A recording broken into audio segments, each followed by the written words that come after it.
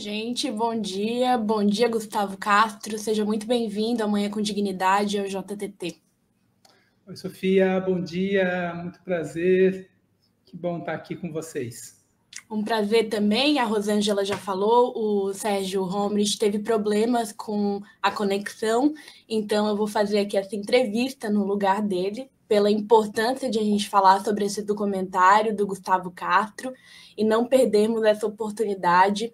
O Portal Desacato, como já tivemos aqui o Sérgio Cardoso, né, na sua coluna, tratando da questão palestina. Segunda-feira é um dia que essa temática ela tem uma importância maior na nossa programação, porque nós temos o programa do Rio ao Mar, com Thali Feldglaser. Aproveito para fazer aqui a divulgação. Hoje vai ser com o Mohamed Rajab, que é especialista em geopolítica e relações internacionais, sobre Palestina e seus irmãos árabes. Mas o que nos traz aqui, falando com Gustavo Castro, que tem mais de 15 anos de atuação como educador popular e documentarista, construiu uma carreira voltada à abordagem de questões sociais, políticas e culturais na América Latina, na Amazônia e no Oriente Médio. Tem produção de 30 obras documentais, A Fortaleza, de 2021, Afegãos no Brasil, de 22, A Cidade ao Redor, de 2017, e agora o documentário Notas sobre um Desterro, que vai estrear em 14 de junho.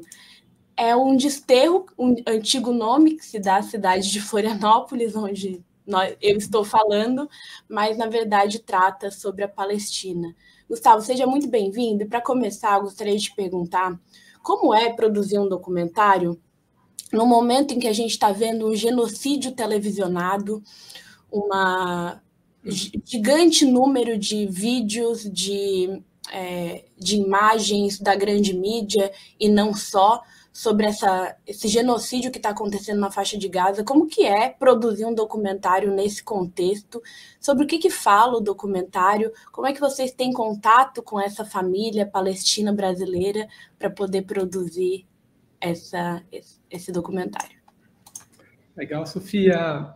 Então, esse filme, ele nasce há 7 anos atrás, em 2018, a partir de uma viagem que eu fiz para a Palestina, né, junto com um companheiro de trabalho, o fotógrafo Rafael Oliveira.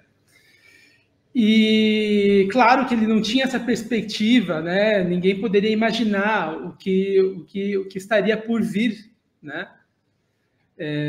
Então, quando a gente foi há 7 anos atrás, a ideia era retratar o povo palestino, né? E encontrar possibilidades, né? Entender como que existem possibilidades de convivência harmoniosa entre os diferentes grupos étnicos, religiosos que vivem na Palestina, né? E que sempre existiu, né? Ao longo de séculos. E, enfim, por uma série de fatores, né? Esse filme ele não foi finalizado, né, logo nos anos seguintes. E a partir do que aconteceu em 7 de outubro de 2023, né, todo o trabalho precisou ser repensado, né? O filme ele foi ampliado, a gente não traz só imagens, né, do que está acontecendo hoje na Palestina, que com certeza é a pior tragédia do nosso século, né, que nos envergonha enquanto seres humanos. E aí a gente viu que a gente precisava fazer outro filme, né? A gente precisava abordar, a gente não tinha a ideia de abordar diretamente a questão do conflito em si, né? A gente queria tratar o tema tentando desmistificar a ideia de que existe um conflito religioso, de que a religião é um problema para a convivência, né, entre as pessoas naquela região. Mas a gente teve que modificar o trabalho, né, e trazer essas imagens que são transmitidas desse genocídio televisionado, porque essas imagens a gente não tem acesso a elas nos meios de mídia convencional, né? A gente está aí há 1 ano e meio ouvindo sempre as mesmas desculpas, sempre as mesmas falas, né, raivosas, vingativas, né?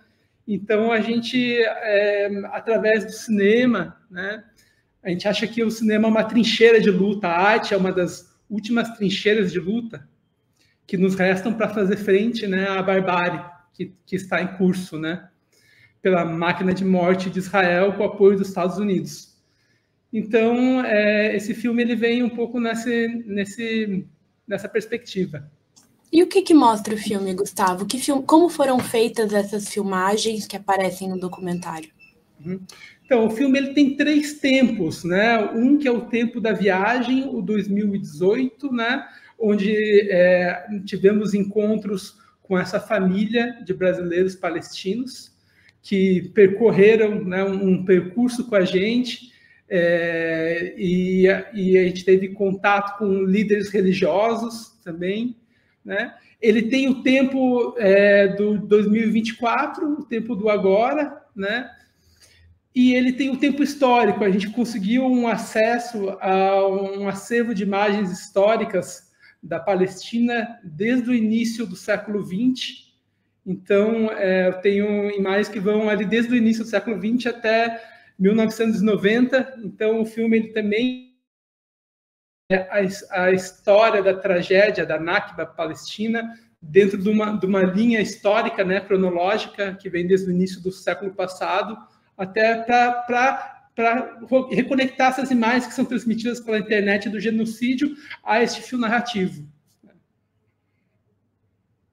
E, Gustavo, você falou sobre a mídia hegemônica e como não faltam imagens desse genocídio na grande mídia, mas, ao mesmo tempo, tem um apagamento. Eu gostaria que você falasse como você pensa que a mídia hegemônica pró-Israel cobre esse genocídio? Eu vejo que é de uma forma muito parcial e unilateral, né, aliada com, né, o grande poder, né, e de uma forma a se colocar ao lado do processo de colonização, né, que desumaniza, que é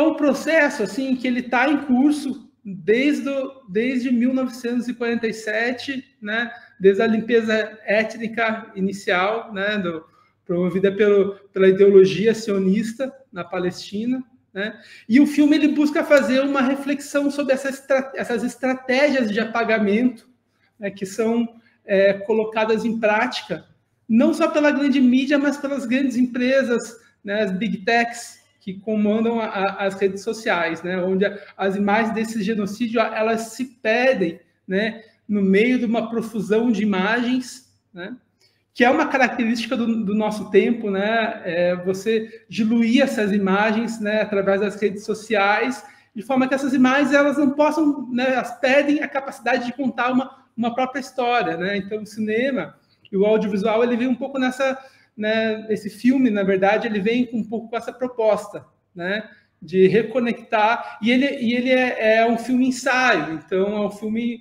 narrado em primeira pessoa, né, onde, além das imagens, a gente faz uma reflexão, né, tanto sobre a experiência da viagem, como sobre as imagens de guerra, né. E como está essa família hoje, a família que participou do documentário? Bom, eles vivem na Cisjordânia, né, nas proximidades de Ramallah, né, e eles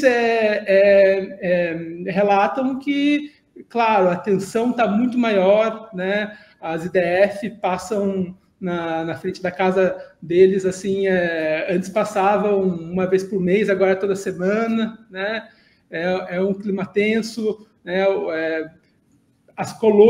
os colonos sionistas que ocupam o território da Cisjordânia estão cada vez mais, né, mais exaltados, né? Eles me relataram assim, dificuldades na colheita das olivas, né? Porque eles saem, intimidam a população, né? A gente tem um depoimento de um beduíno nesse filme, né, que é o Jihá. O Jihá ele saiu da sua casa para assistir ao filme, quando a gente mandou o corte para eles assistirem lá, e no meio do caminho os colonos sionistas pegaram ele e deram uma surra nele. Então ele voltou para casa sem conseguir assistir o filme, e a família ainda passou por esse constrangimento e esse peso na consciência de, né, ter convidado ele, ter acontecido isso tudo, Então, a gente acha que o filme também é uma forma de expor estudo, né? São pouquíssimos documentários feitos por brasileiros sobre esse tema, né? Então, a gente acha que esse filme tem uma importância de estar sendo lançado nesse momento. Ele está sendo lançado dentro de um festival do Olhar de Cinema, que é um festival muito importante de cinema, né? Um dos 10 maiores festivais de cinema do Brasil, né? Então, a gente está com essa perspectiva de circular com esse filme, de levar isso para outros festivais, né? Muito importante. E, Gustavo, não tem como eu deixar de te perguntar.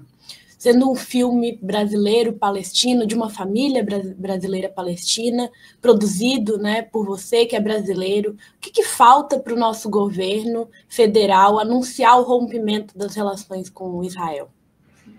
Eu acho que não falta mais nada, né? Eu acho que isso, né, é uma grande oportunidade que o Brasil tem de se colocar, né, no seu lugar histórico, né, da sua importância geopolítica perante o mundo, e eu acho que não falta nada. Eu acho que isso, inclusive, já deveria ter sido feito. E, por último, eu gostaria de fazer um convite para a audiência para assistir o documentário e que você respondesse como que a arte, como que o audiovisual pode contribuir para a luta em defesa da Palestina livre do rio ao mar.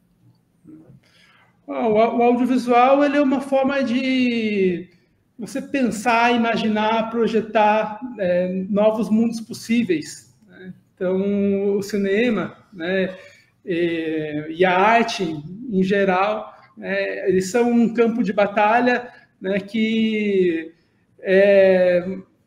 o poder, a mídia hegemônica não consegue destruir, né?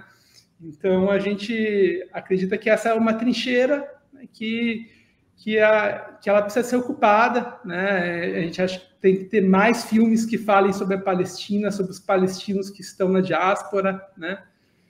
Então, a gente espera que esse filme seja uma forma de contribuir com essa luta. Então, a estreia dia 14 de junho no festival em Curitiba, no Festival Internacional Olhar de Cinema. E depois disso, como que a gente pode ter acesso ao filme? Esse filme ele já foi inscrito em mais de 15 festivais ao redor do mundo, né? Estamos guardando o retorno desses festivais e inscrevendo em outros, né? E a gente está aberto, né, para convites, para exibições, né?